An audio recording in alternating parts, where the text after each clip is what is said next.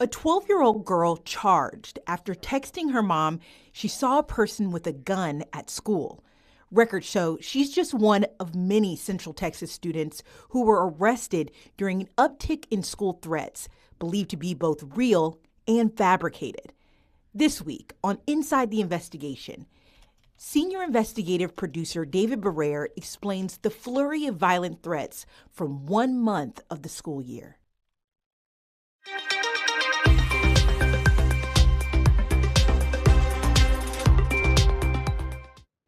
David, welcome to Inside the Investigation. How are you? I'm doing good. Thank you for having me. I'm so excited to have you.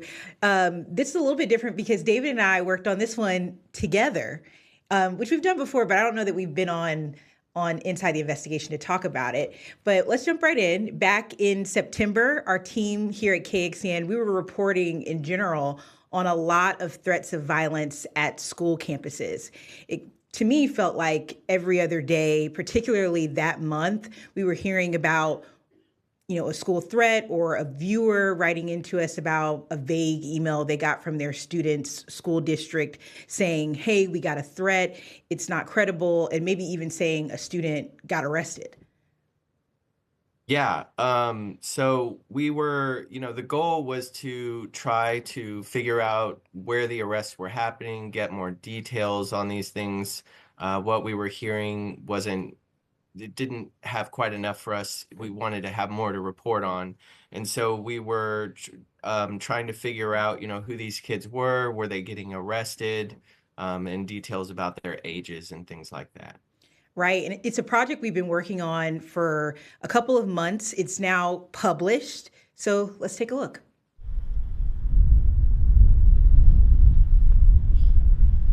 San Marcos, I want to need police, fire, EMS.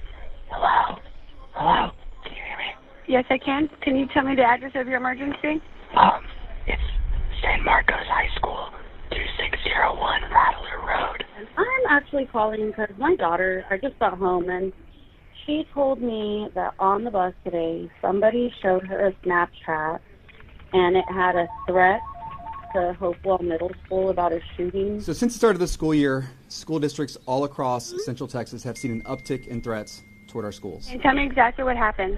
I was walking in the hallway to go to the bathroom, and I seen a guy walking, and he has a gun in his hand. An alarming number of cases involving threats of gun violence in or against schools have been filed in our office. Fake threats have real consequences. If you make a threat against a school, you will be found, you will be arrested, and you will be held accountable. And it needs to stop.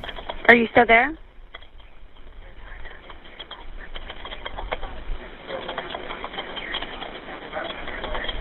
Still there? September 2024, a month-long snapshot at the height of these reports. Police and school records we obtained show at least 56 threats across 17 Central Texas school districts and charters. Data from Hays, Williamson, and Caldwell counties show students arrested and charged for terroristic threats and making false reports, some as young as 11. In Lockhart, we learned a 12-year-old girl was arrested after telling her mother she thought she saw a gun in her classmate's book bag. This was a basketball, peewee, another basketball, home run derby. Rosemary Moreno displays her daughter's awards and trophies with pride. Moreno says her girl has always been a good kid. Never, ever we've never been through any kind of trouble with her. That is until this school year. On September 25th, Moreno got a text from her daughter. I was home, and then she texted me, saying that there was an active shooter, and that's when I asked her, do you know the difference between an actual active shooter and somebody that might just have a gun? Moreno said within minutes she was at Lockhart Junior High School. We go and I talked to the front office and asked if something was going on, and they were unaware of it. And as soon as she came out, we were out there waiting for her. She just started crying. Police records Moreno provided show her daughter said she was in her third period class when she went to the restroom and saw the handle of a gun sticking out of another student's backpack. She told police she then went to lunch and texted her mother, but did not tell any teachers or staff about what she saw. To her, It scared her enough to text me about it. Police records show the campus was placed on what's called a hold, where staff clears the hallways and students are required to stay in their classrooms while police investigate. But police said when school officials went over footage of the hallway during third period, her daughter was not seen leaving the classroom. The police officer called us in his office and told us that they reviewed the video and never saw her go into the restroom, so they were going to charge her with false accusations of a threat to the school. I didn't know what to think. I was crying. She was crying. He was like, we're going to have to take her in. And I was like, what do you mean take her in? And she's only 12. You know, she's 12. She's never made anything up like this before in her life. In a letter to parents, district officials said they found no credible evidence to support the student's claims. Instead, it was seeking charges against the student after finding substantial evidence of falsified claims. Records show Moreno's daughter was charged with a Class A misdemeanor for false alarm and report. She was also suspended from school for 3 weeks. And when she came back from suspension, she had to go to the district's alternative school. And I told her, I was like, look, like, if you didn't see something or maybe a kid told you something, I need you to just be honest with me. Just tell me, because whatever it was, I will back you up and I will be there for you. She's like, I swear to you. She was like, I saw a kid and it looked like a gun. Her story never changed. Not one time has it changed.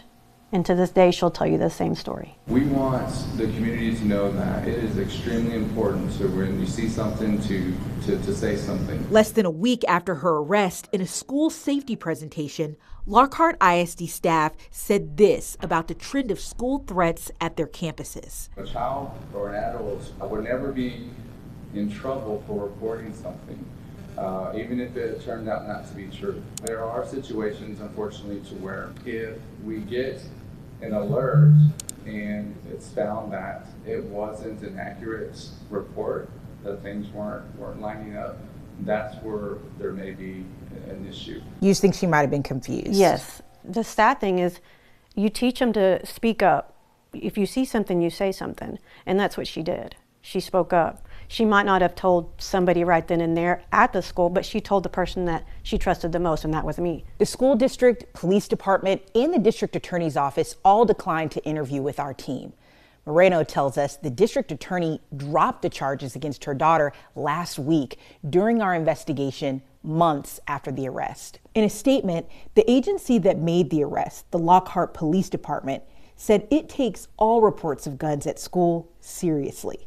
He added, when a call of this nature is received, valuable police resources are utilized. The district attorney's office, in deciding whether to charge a minor, tells us it considers if the offense was committed, the age and maturity of the child, the seriousness of the threat, and what discipline the school can administer in deciding whether to charge a minor student. He added, the juvenile justice system is not meant nor equipped to be a substitute for parental responsibility. However, where that is lacking, we will not hesitate to take whatever steps we feel are necessary to protect the schools and the community. Kelly Wiley, KXAN Investigates. So Kelly, the mom told you the charges were dropped. So where does all that stand now? Right. Well, remember, this happened in September 2024, so 6 months ago. And she'd already been put on suspension. She'd already returned from suspension by the time we were talking to her mom. And she and her mom were really waiting to see what was going to happen with these charges. I mean, she's 12 years old. They've never been through this before. And so they were really kind of in a state of waiting. But when we started asking questions to the district around December and then questions to the district attorney in January, but then a week ago from now, her mom told us she got a phone call from the juvenile probation department that the charge was actually being dropped. And this was really the first substantive piece of information she had gotten since first learning about those charges. And it was a big relief for them, as you can imagine. I mean, obviously there's a lot still to sort sort out. Her daughter really still maintains that she thought she saw this gun and that she wasn't just making it up. But they were definitely relieved that the legal criminal aspect of this could kind of be put to bed. We are still trying to figure out, though, the reason that the charge was dropped. The mom has not been able to get her hands on the actual paperwork. And David, you had the task of trying to get all of this data, not just from school districts, but also law enforcement agencies. Walk us through how you did that.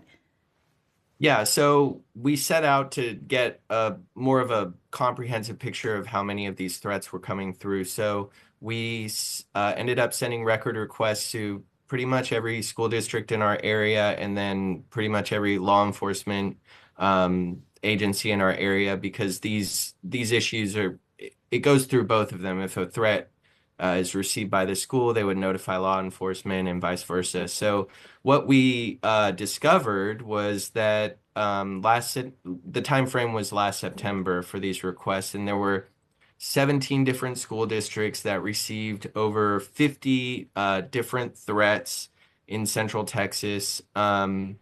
And the threats ran the gamut from terroristic threats of people threatening shootings, to hoaxes and things that were unfounded, and people that were calling in threats that they didn't understand what was going on. So districts large and small were receiving them.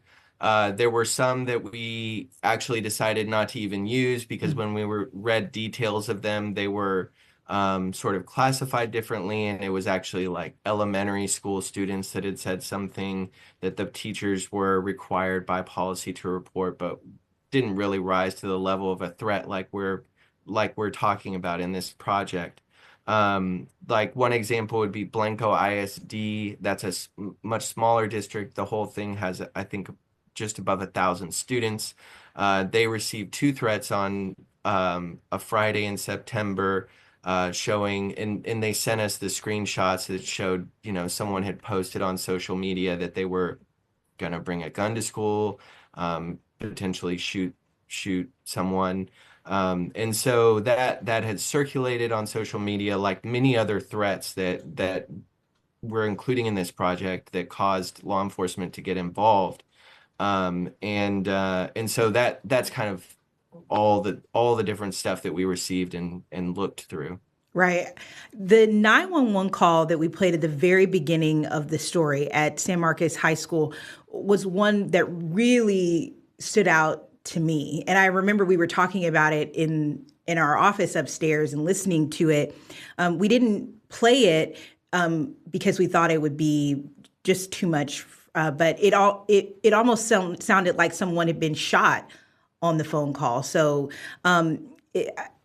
that one really stood out to me. What about you? Yeah, it stood out to me quite a bit. San Marcos ISD got back with us and they let us know that was a swatting call. And they also described a bunch of different threats that they had gotten. There was one with a student who had threatened to shoot up the school in a Discord chat room. Another one that had said they were going to stab a staff member.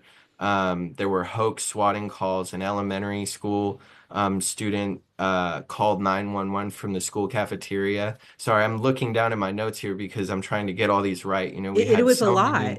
Yeah, it was a lot. It's a lot to try to keep in order in my mind. And so that's what San Marcos ISD was looking at. And then that was happening at school districts across Central Texas. I mean, it really was a lot. Looking through this folder of records that you were starting to get back, I think we were overwhelmed trying to understand the level of threats that these school districts were trying to field. And the punishments ranged in all of these. We were able to get data from the district attorneys in Williamson, Hayes, and Caldwell County that showed kids as young as 11 being charged with false alarm or terroristic threats because of these threats that were happening on school campuses. And we also saw in some cases school districts saying that the punishments kind of stayed at the district level or at the administrative level. But, one of the main things you hear from at least the law enforcement officers that were talking at the time, back in September about this, and also that we're holding these press conferences telling parents to talk to their kids, is that they were going to treat this seriously every time because of what they know can and has happened on school campuses, the times that it wasn't a hoax. Right. And so school administrators, like you just mentioned, and police and law enforcement have said, what may seem like a joke to a student isn't a joke to them. And that's because we do have a very tragic history of terrible school shootings. In 2018, Santa Fe High School, a student there shot 8 high schoolers and 2 teachers. 4 years later in Uvalde, a former student of that district went to Robb Elementary School and shot and killed 19 children and 2 teachers. And so, yes, the school districts and law enforcement take this stuff extremely seriously, and they feel that they have to get to the bottom of all the threats to ensure that kids are safe. Following those big tragedies, state leadership, including the governor, pushed school districts and law enforcement to try to get people to report issues, including to a state-run website or program called iWatch. And that's one of the tools that they use to kind of receive threats and filter through them, and then check into suspicious behavior that they believe could lead to a threat or worse. And so we also took a look at what's going on with iWatch, the number of threats there.